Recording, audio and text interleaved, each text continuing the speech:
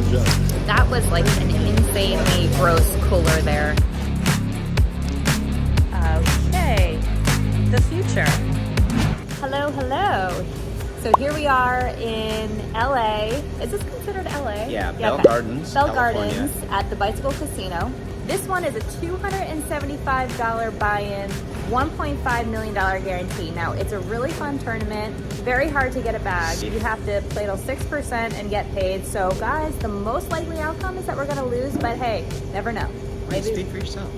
And then if we bust this, then we can play the 2 p.m. 550, which is actually the same tournament. It's just like kind of a little bit of a different structure.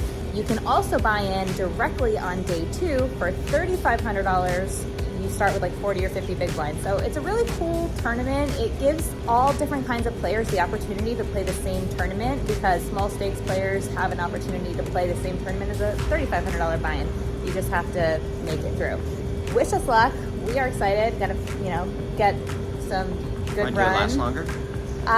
Sure. Last longer for lunch. Okay. For the next meal. We may not eat lunch. Okay.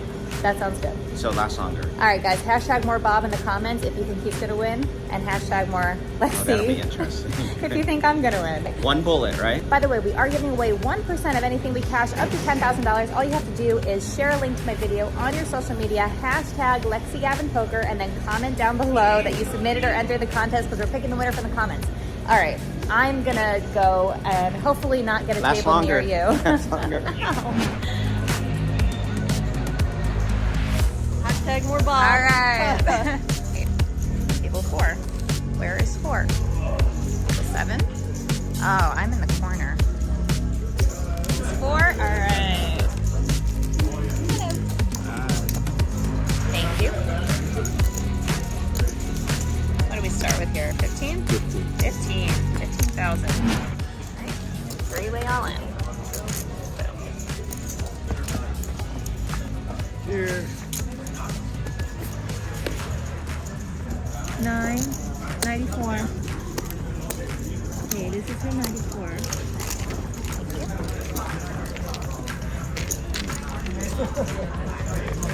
Well, that's always fun.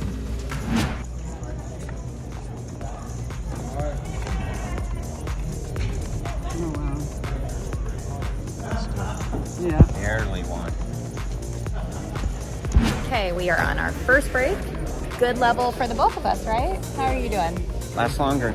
Last longer. It's the top of the 4th inning. Coming in, Mather versus Gavin. The score is 31,000 chips to 35,000 chips. 35,000 chips. Actually, I lost the last one, so I don't really know what I had. But I don't think you're taking this contest lucky little seriously. pot that I won with the aces, and then you got aces, and you also doubled, so... I didn't double, I won a big pot, and then there's some other hands that I kind of bluffed the guy. Yeah, it's such a gamble, this tournament, though, because, again, you play till 6%, it's 30-minute levels, and you only start with 15,000 chips. By the time we're, like, deep, the stocks are going to be so shallow, it's going to be a shove fest. So hopefully we can make some magic happen and do good things. Wow, that was do good very things. profound. Thank you. Do good things. Thank you. With our gambling. Okay, there's something about this chair that really makes me want to sit in it. It's not that cool. It's not as cool as I thought. So I played a pot. It was just like a small little nothing pre-flop pot, but I figured it'd be worth mentioning. So the hijack 3X's it. He has like 60 big blinds to start the hand. The cutoff calls and the button calls. And I'm in the big blind with Ace-10 offsuit. I thought that I would put in a 3-bet here because I really wasn't afraid of like the cutoff or the button having anything too strong, because they just called pre-flop. If they had something strong, likely they're gonna re-raise it. And the really only person that I had to worry about was the hijack. A hand like Ace-10, it just doesn't play well post-flop, especially the offsuit combos. You know, you're gonna have kicker problems when you do flop an ace sometimes. So I just decided it would be nice to take down that dead money. And like I said, pretty sure that we were good against the cutoff and the button. But we decided to bump it up. So he goes 600, call, and we go 3,500. And the hijack ships 60 big blinds and cut off and button fold. So he just happened to have it there. He actually showed kings. But I think that that play is gonna work a lot more than it's not, because hijack ranges in general are pretty wide. On the wider side, it's not like early position.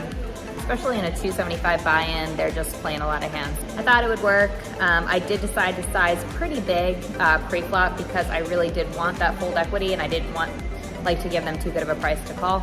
But unfortunately, it did not work and he ripped it in our face. We folded. It's not all in. What are you filming for? Or when I scoop pos.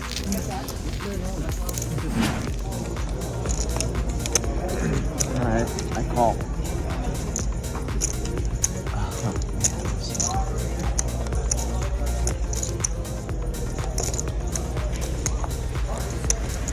Oh no. Did someone lose a last longer bet? I did lose the last longer bet. And Taco Bell on me. We never specified what was the meal. Yeah. I want some caviar. I want some lobster. I lost kings to sevens. Ew. Yeah. Oh, that's not fun. Yeah, I don't think that's heartfelt. I don't feel like you feel for me right now. I do feel for you. Yeah. All right. Thank you. Go rebuy. Here, you want this? No, don't do that. So the tournament started at, it was 30-minute levels when we started, and now in level 7, it is now 25-minute levels, so it's becoming a little more turbo-y, which is fun. Anything can happen. That's it. Alright, that's gross. Say your new BFF. All in on the Cool. turn. At least I lost to Tourney, you. my BFF. Alright, enjoy the chips. Okay, that was like an insanely gross cooler there. Nothing I could do. Flop the top pair with the flush draw, turn, trips, all in on the turn, and he had 9-10. Is what it is. We just registered for the same tournament, but different buy-in this time. So this is a 550 buy-in, and you start with 30,000 chips, and it's 30-minute levels. 12% of the field cashes and makes day 2. Just the other day, I bubbled it. I busted 2 from the money, so hopefully that doesn't happen again. Hopefully we can get some run good for this one. Let's go. There we go. Let's do it. Let's go make this happen. Let's go make it happen. All right. All right, here we go. Different chips every time. Throwing me off. Memorize new denominations now.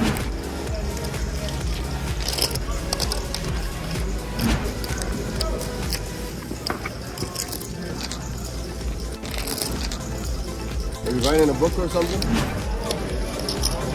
So the hand, I open pre-flop. I get 5 callers, which is never something you want to happen with Ace-Queen. I see bet the flop. I get 2 callers. The turn was a 10, which I didn't love, so I check, and they both checked behind.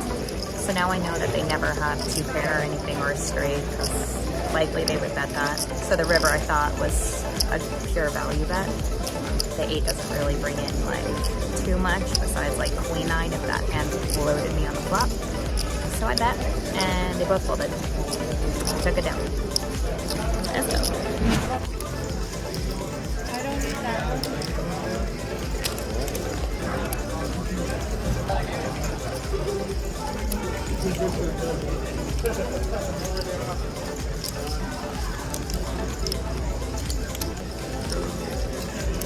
Good fold. Very good fold. You had a gut shot on the flop, right? No. I thought you had 10 jack. Jack 9. All right, so that hand went early position open, 3 callers. I call from the small blind with Jack 9 of diamonds, and the big blind call. You guys saw the flop. Ace King 4, 1 diamond, checks around on the flop. The turn was the 2 of diamonds. I don't even remember. You guys saw 2 of diamonds, I think, bringing me the flush draw. So I decided to bet the turn, and we get 2 callers. The river brings me the flush. I bet big here because I want to get called by an ace or hopefully a 5 because there was 4 cards to the straight before we get 1 caller, and team up. So we took down a nice little pot there. We're growing.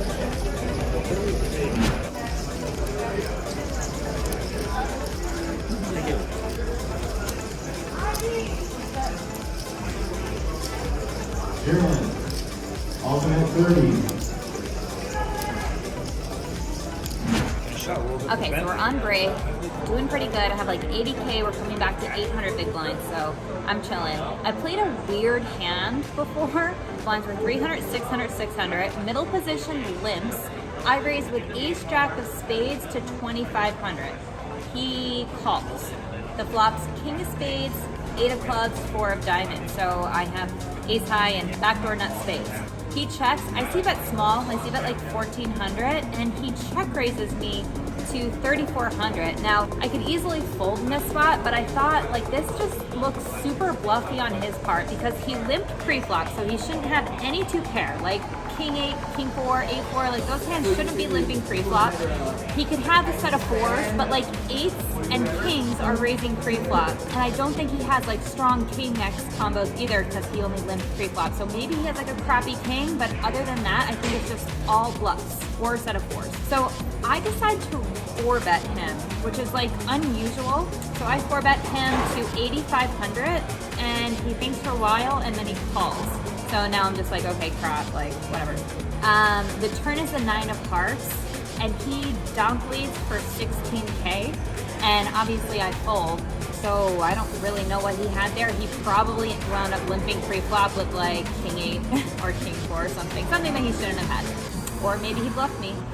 Could be. Wow. Nice down. Alright. That's gross. Well, that was freaking sick. That was a 4-bet pot. Now we're all in. All in for 6 big blinds. Call, call.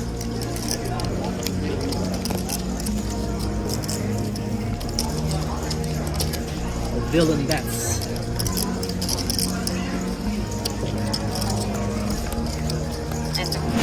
Unfreaking believable.